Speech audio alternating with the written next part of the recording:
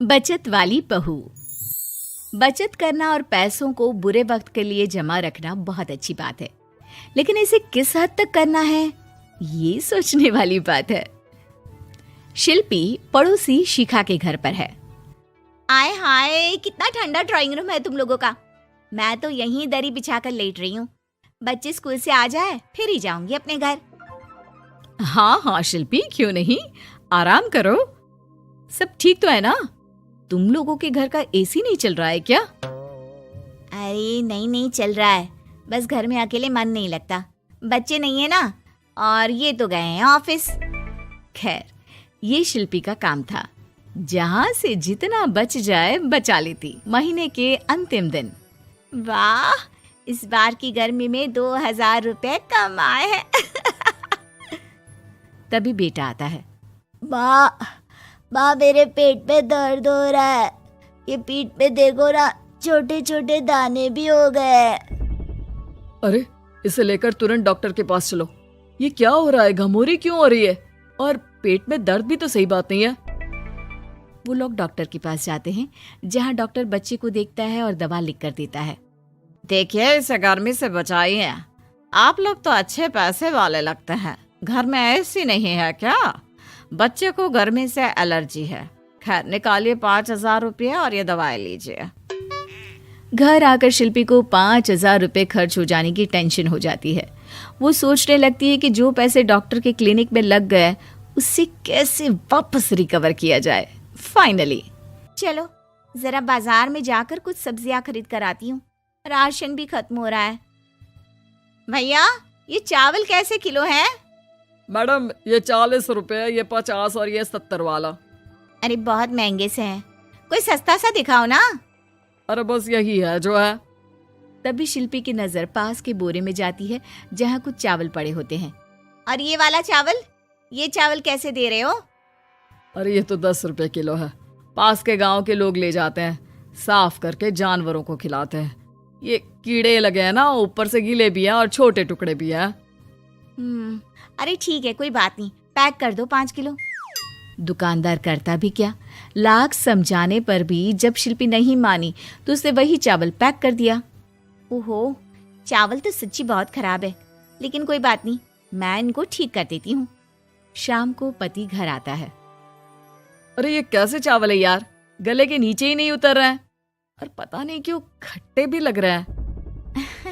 वो ना चावल थोड़े सस्ते वाले हैं, वैसे सबने खाया, किसी ने कुछ नहीं कहा। आपको ही पता नहीं सब क्यों खराब लगता है। पति कुछ नहीं कहता, वो भी खा पीकर सो जाता है। लेकिन अचानक, हे भगवान, पेट में दर्द हो रहा है। शिल्पी, क्या हो रहा है? मुझे डॉक्टर के पास जाना होगा। पति फिर उसी डॉक्टर के पास जा पहुंचता है। लगता है आप लोगों ने एसी चलाना शुरू नहीं किया। खैर, आइए टेस्ट करते हैं। फिलहाल तो 10,000 देकर आप भर्ती हो जाइए। पति अस्पताल में भर्ती हो जाता है और उसके सारे टेस्ट होते हैं। 3-4 दिन अस्पताल में रहने के बाद जब पति घर आता है तो वो शिल्पी पर जोर से चिल्लाता है। तुमने जो चावल खिलाए थे वो फंगस लगे हुए थे। तुम जानती हो, ऐसा चावल तो जानवरों को भी खाने के लिए नहीं देना चाहिए।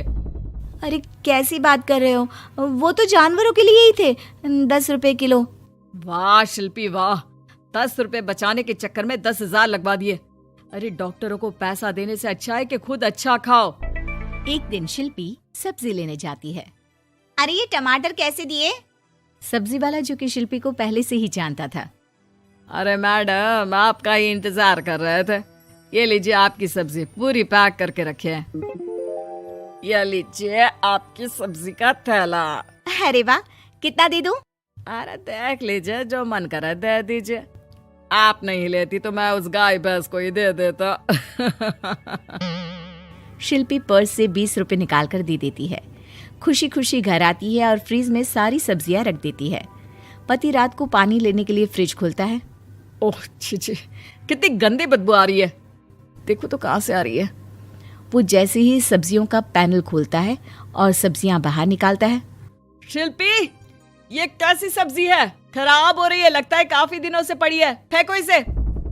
ओ भगवान, ये कैसे खराब हो सकती है? मैं तो आज ही लेकर आई हूँ।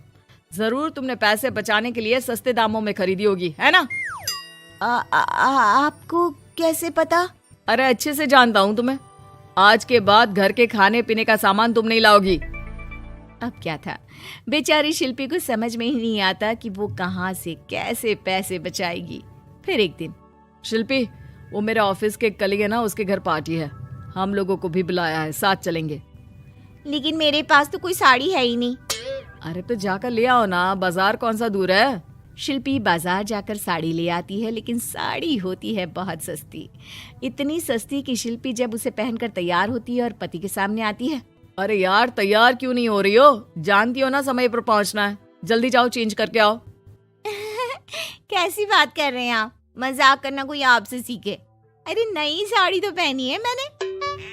खैर, दोनों पार्टी में जाते हैं, जहाँ एक काम वाली शिल्पी के पास आती है। मैडम, ये जो हाथ में झूठा ग्लास है ना, दे दो, बर्तन धोने के लिए ले जा रही हूँ। अरे शिल्पी, आपकी और इस काम वाली की साड़ी तो बिल्कुल एक जैसी है। नहीं, मेरी साड़ी का कपड़ा थोड़ा ज्यादा अच्छा है। ये वाली भी मिल रही थी, लेकिन मैंने ली ही नहीं। क्या फायदा, हल्का कपड़ा जल्दी फट जाता है। ये वाली तो कुछ ज्यादा ही सस्ती है। सभी कामवाली की बात सुनकर शिल्पी पर जोर जोर से हंसने लगते हैं। दूर खड़ा शिल्पी का पति सबको हंसते हुए देख रहा होता है और कामवाली की साड़ी शिल्पी की साड़ी जैसी ही दिखती है, ये भी देखता है। पार्टी खत्म होने के बाद दोनों घर आते हैं। मैंने क्या कर दिया, मुझे बिल्कुल अच्छा नहीं लगा।